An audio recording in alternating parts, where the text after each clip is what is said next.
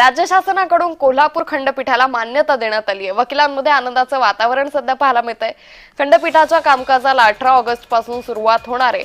त्यामुळे राज्य शासनाकडून आता कोल्हापूरमध्ये या खंडपीठाला मान्यता देण्यात आली आहे। सर्किट हाऊस हे आता या ठिकाणी सुरू होणाऱ्या 18 ऑगस्ट पासून या सर्किट बेंचला सुरुवात होईल। त्यामुळे 18 ऑगस्टला यावेळी आणखी मोठ्या प्रमाणात हा जल्लोष साजरा करण्यात येईल असं सध्या पाहायला मिळतंय। कोल्हापूर खंडपीठाला अखेर मान्यता देण्यात आली आहे। गेल्या अनेक वर्षांपासूनची ही मागणी पूर्ण करण्यात आली आहे। 6 जिल्ह्यांसाठी हे खंडपीठ कार्यान्वित असेल।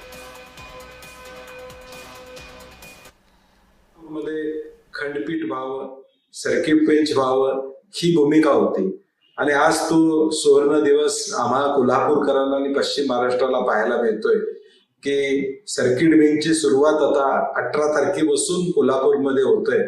मला मनापासून देशाचे सरन्यायाधीश आदरणीय गवई साहेब असतील आणि या प्रक्रियेमध्ये असणाऱ्या सर्व या निर्णयापर्यंत आणण्यासाठी ज्यांनी सहकार्य केलं त्या सर्वांचं मनापासून मला धन्यवाद द्यायचे।